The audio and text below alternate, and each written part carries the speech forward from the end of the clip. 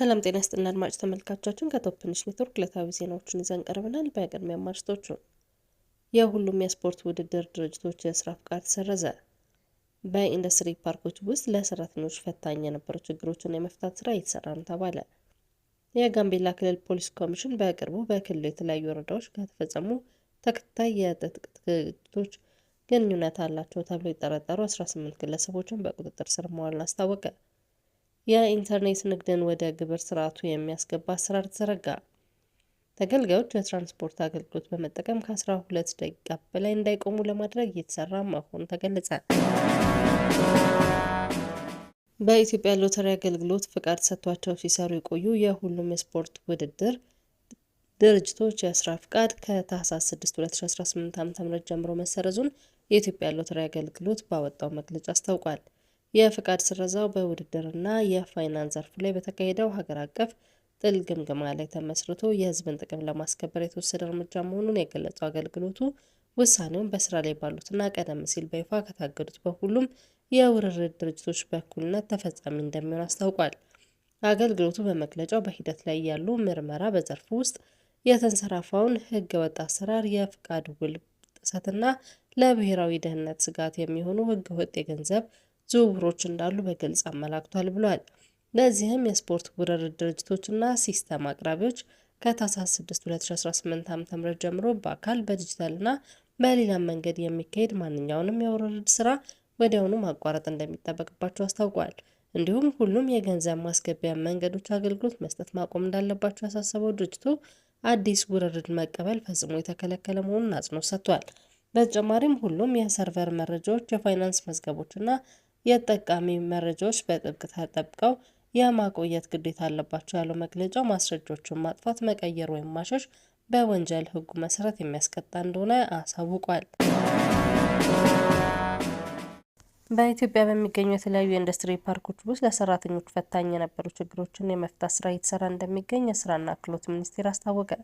የአሰሪና ሰራተኛ ጉዳይን በተመለከተ በመንግስት አሊያም በሰራተኛና አሰሪ ኮንፌዴሬሽን ብቻ የሚሰራ ለመሆኑን ያነሱት የሚኒስቴር መስሪያ ቤቱ ዴኤታ ሰለሞን ሱካ ጉዳዩ የእያንዳንዱ ባለድርሻ አካላት ርብርብን የሚጠይቅ መሆኑን ገልጸዋል።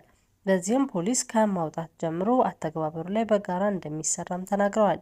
በተለያዩ አጋጣሚዎች ኢንዱስትሪ እየተስፋፋ ሲሄድ በዛው ልክ ችግሮች ሊመጡ እንደሚችሉ ያነሱት ሚኒስቴር ዴኤታው በዚህ ሂደት የሰራተኞችን መብት የማስጠበቅ አሰራር እንደሚኖር ገልጸዋል። በዚህ መሰረት አሁን ላይ የተካሄዱ ባሉ ስራዎችና ሪፎርሞች አማካኝነት ችግሮች እየተቀረፉ እንደሚገኙ አስታውቀዋል። ሚኒስቴር ዴኤታው አክለውም አጠቃላይ የሰራተኛውን መብትና ደህንነትን ከማስጠበቅ አንጻር የሚሰሩ ስራዎች ተጠናክረው እንደሚቀጥሉ ገልጸው በኢትዮጵያ ውስጥ በሚገኙ የኢንዱስትሪ ፓርኮች የሚሰሩ ሰራተኞች ከደሞዝ ክፍያን ጨምሮ የስራ ሰዓት ገደብና የመሳሰሉትን የመብት ጥያቄዎች በተመለከተ የኢትዮጵያ ሰራተኛ ማህበራት ኮንፌዴሬሽን በተደጋጋሚ ሲያቀርብ እንደነበር ይታወሳል።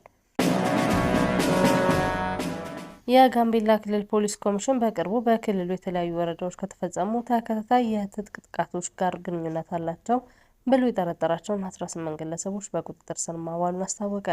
ኮሚሽኑ ባወጣው መግለጫ እንዳመለከተው ተጠርጣሪዎቹ በቁጥጥር ስር የዋሉት ከኖቬምበር 28 እስከ ዲሴምበር 12 እንደ አውሮፓውያን አቆጣጠር ባሉት ጊዜያት በኢታንግ ልዩ ወረዳ፣ በጋምቤላ ከተማ፣ በጋምቤላ ወረዳና በላሬ ወረዳ በተፈጸሙ ጥቃቶች ተሳትፈዋል በሚል ነው።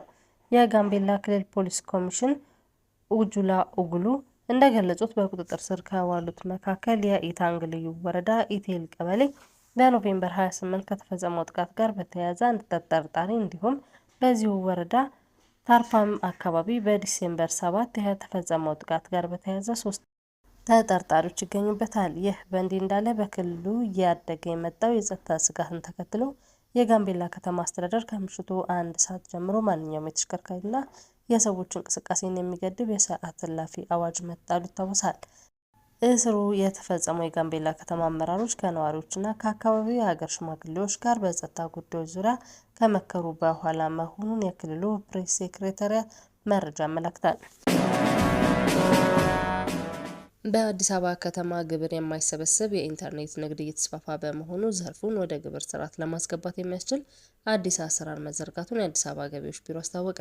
የከተማው አስተዳደር ገቢዎች ቢሮ ኮሚኒኬሽን ዳይሬክተር አቶ ሰውነት አየለ የማህበራዊ ሚዲያው እየፈጠረ ባለው ተጽዕኖ የተነሳ በአሁኑ ወቅት የኦንላይን ንግድ በከተማው የተስፋፋ መሆኑን እንዲሁም ከፍተኛ የግብይት እንቅስቃሴ የሚከናወንበት፣ ሰፊ የገንዘብ ዝውውር የሚደረግበት እየሆነ መምጣቱን ገልጸዋል።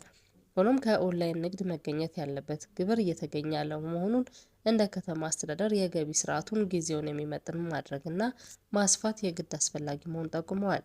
በመሆኑም ዘርፉን ወደ ግብር ስርዓቱ ማስገባት የሚያስችልና የሚቆጣጠር የራሱ የሆነ የስራ ክፍል በማቋቋም የስራ ክፍል እየተደራጀ መሆኑን ተናግረዋል።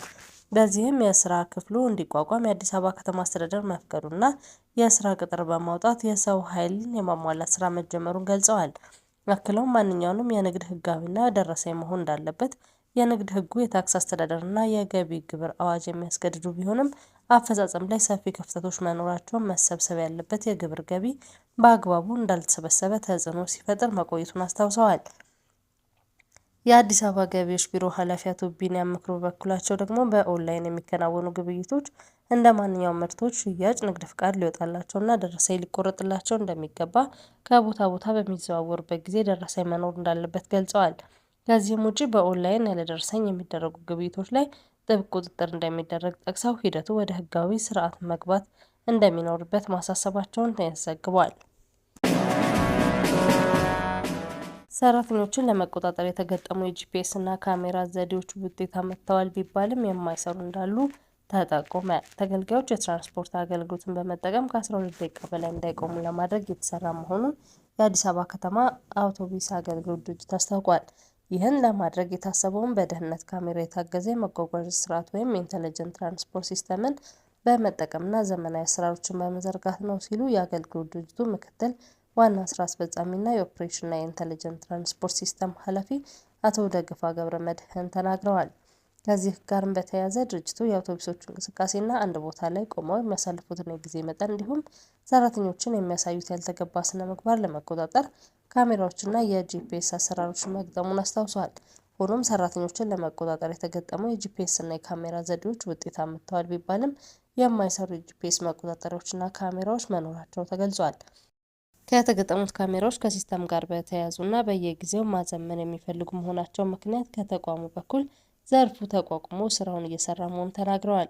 ተቋሙ እይታውን 95 ከመቶ የሚሆኑት ካሜራዎች እንደሚሰሩ መረጋገጡን የገለጹም ሲሆን የኢንተለጀንት ትራንስፖርት ስርዓትን በማስፋት ችግሮችን ለመፍታት እየተሰራ ነው ብለዋል። አድማጭ ተመልካቾቻችን ከቶፕ ኒውስ ኔትወርክ ላይ ያዝናቸው ዜናዎች እነዚህ ነበሩ። መልካም ቆይታ።